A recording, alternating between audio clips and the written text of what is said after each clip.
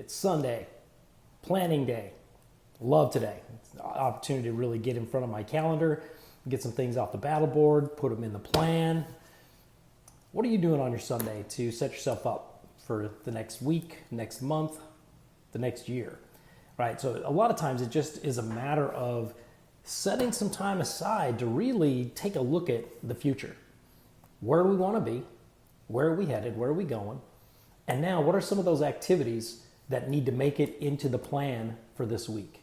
And I get it. Some of you are in a 9-to-5 job, most people are working 10, 12, 14, 16 hours a day. So if you find yourself in that boat, what are some of your goals, some of your dreams, some of your visions that are on your board that need to make it into your plan this week? Is it a skill that you're trying to develop? Well, where does that skill find itself, the development time for that skill find itself in your calendar for the coming week?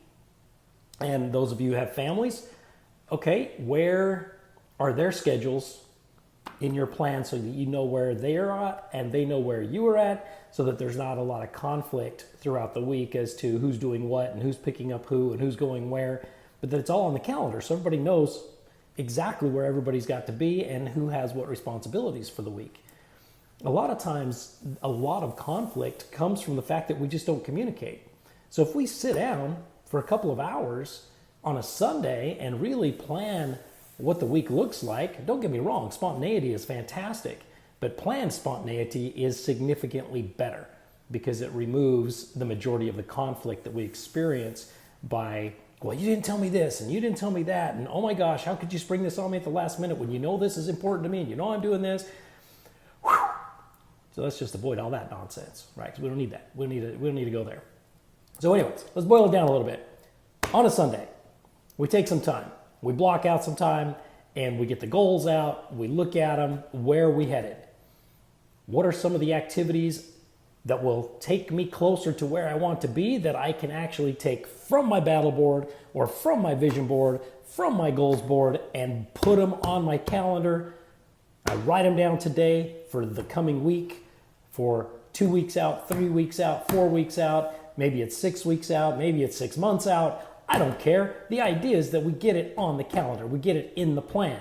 And that you know that when it shows up on your calendar that you're actually going to do the thing. Right? That's the important part, that when you put it on the calendar, you put it in the plan, you show up for yourself. Now, when we show up for ourselves, that means that when other things come along that in the moment seem more important to you, they're not.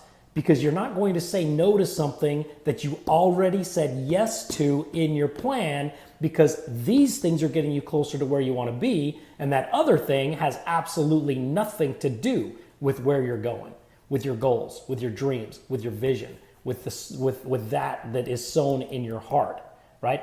Big difference. So now we're setting up boundaries around the things that we have already deemed to be most important. It's okay to say no. In fact, say it with me right now. No. And if it's not a hell yes, it has to be a hell no. Thank you, Dean Graziosi, for that one, right? Which really comes down to this. If I can't look at my plan and go, hell yeah, that's exactly what we're doing, that's exactly where I'm going, it's taking me close to where I want to be, then I have to say no. I don't have a choice because it's not taking me where I want to go. All right, I probably should stop banging on the table here, but you get the idea. All right? Sunday plan. Take the time, invest in yourself, get it on paper, and let's move forward. I'll see you again later.